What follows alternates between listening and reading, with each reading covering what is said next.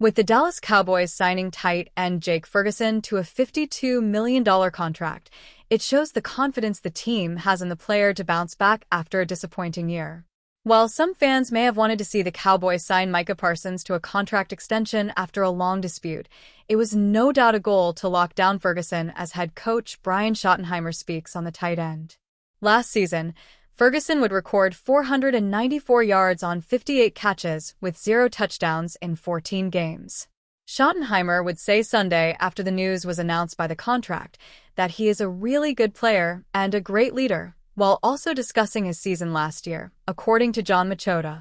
"He's a great leader, he's lighter this season. He's moving around really, really well," Schottenheimer said. "I think last year you look at the first game against Cleveland and he gets his knee pretty banged up. And then he's got a concussion mid-season at some point. That's so uncharacteristic of Ferguson. He's a really, really good player in this league," Schottenheimer continued. "He has always been. He's one of those guys that, as a young player, second-year player, there was leadership. He's an enforcer. He's a guy that plays the game the right way. He plays the game on the edge." Cowboys' Jake Ferguson had a fluke season last year. With Ferguson working out his flaws in the Cowboys training camp, he looks to get back to the season he had in 2023 and be a key offensive weapon next to wide receiver CeeDee Lamb and new acquisition George Pickens. In 2023, Ferguson would have 761 yards to go along with 5 touchdowns on 71 receptions, with Schottenheimer believing he can get back to that level. "I have zero doubts in my mind that his production will get back to where it was the year before," Schottenheimer said. "I think last year was just kind of one of those years that you look back on your career, and it was more of a fluke than anything."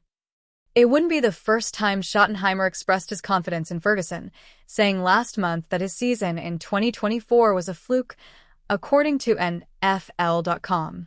"I think last year was a fluke for Ferguson," Schottenheimer said. "He definitely dealt with some stuff that was hard for him. Jake's always motivated. Jake is one of those tone setters who just plays the right way. But the look in his eyes and the way his body looks in terms of physique and the way he's moving has been noticeably different in a good way." At any rate, Ferguson and Dallas look to improve after finishing 7-10, putting them third in the NFC East as they start the upcoming season on Thursday, September 4th, against the Philadelphia Eagles. You have to be creative in today's NFL. Gone are the days of lining up and hoping your 11 players can simply out-physical the ones across from them. Today's game is all about exploiting matchups and working as creatively as possible in the name of identifying whatever advantages you can exploit. It is our collective hope that Brian Schottenheimer can be the man to deliver on this disposition to the Dallas Cowboys, as he is the team's new head coach and offensive play caller. We are about a week into training camp and motion has rained down on the offense, which suggests Schotty will do what he can to sprinkle in some razzle-dazzle, but he may be thinking beyond that as well. Coach Schottenheimer sat down with 105.3 The Fan last week to discuss the state of the team, camp, and everything in between. Near the end of the interview, he was asked how players can go from an outside shot to make the roster when camp begins to being a part of the final 53, and answered it by discussing versatility. Schotty noted that the Cowboys really value cross-training their players and mentioned how players like Cavani Turpin, Hunter Lupke, and Darren Bland are great examples of not just doing one specific thing. It was then that Schottenheimer brought up third-year offensive lineman Asim Richards. Many have assumed that Richards is the go-to swing tackle on the team, or will be at least, and obviously there is a level of multiplicity involved in that role, as you have to be ready for either tackle role.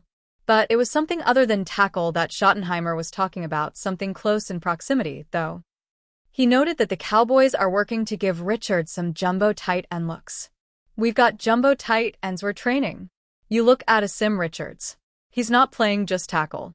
He's playing tight end. Well, how does he get with Lunda Wells, and how do we make that happen?"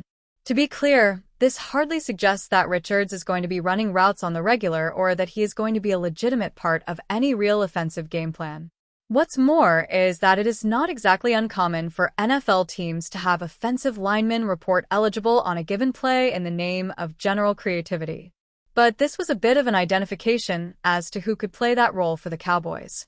It may have been an innocuous comment and not something we ever see come to fruition, but keep it in mind as the season moves that Asim Richards could be asked to do more than block. The Dallas Cowboys front office has been urged to be aggressive and stop dragging their feet when it comes to signing star players to contract extensions. On Sunday, the team did just that. Unfortunately, it wasn't the contract extension everyone had been hoping for. Sorry, Micah Parsons. It was announced before the team's first fully padded practice of this year's training camp that Dallas agreed to a 4-year extension with tight end Jake Ferguson. The deal includes $52 million in new money and $30 million guaranteed. Ferguson was all smiles after inking his new deal, and his fiancée, social media influencer and former Miami Hurricanes basketball player Haley Cavender, was also gushing over the news. "So proud of you. No one more deserving," she wrote on Instagram stories, complete with a heart emoji. Go Ferg and go Cowboys. After getting engaged earlier this year, the hefty contract extension will help out with those wedding expenses. Ferguson and Cavender have been dating since 2023. The couple met after Ferguson slid into her DMs. That's why you have to shoot your shot. In 2024, Cavender went public with her relationship with Ferguson on TikTok, writing, "God bless me with my best friend. Thank you for showing me the purest form of love." And the rest is history. In April 2025, she went from girlfriend to fiancé. One of the biggest storylines swirling around the Cowboys training camp this offseason has nothing to do with X's and O's. It's all about the standoff between Jerry Jones and Micah Parsons. The star linebacker has been holding back from full participation, waiting on a contract extension the Cowboys seem in no hurry to offer. But fans aren't staying quiet about it. During a recent training session, as Jerry addressed the crowd, chants rang out loud and clear. "Pay Micah." The message? Cowboys Nation has picked their side, and they're riding hard for number 11. A clip making the rounds on X shows Jerry Jones chatting with fans, reflecting on last season, and sharing his big hopes for the one ahead.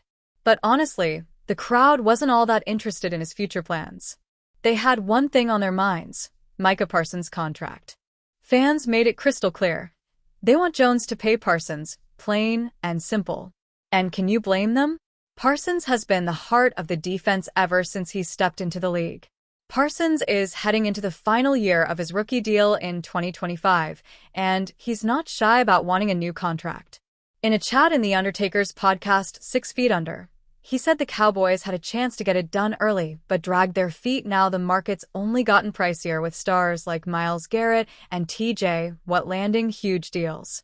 Jones, on the other hand, voiced caution, pointing to past injuries and long-term risk. Needless to say, if he thinks Parsons is not worth the money, he will have no shortage of teams waiting in line offering him significant money to join them.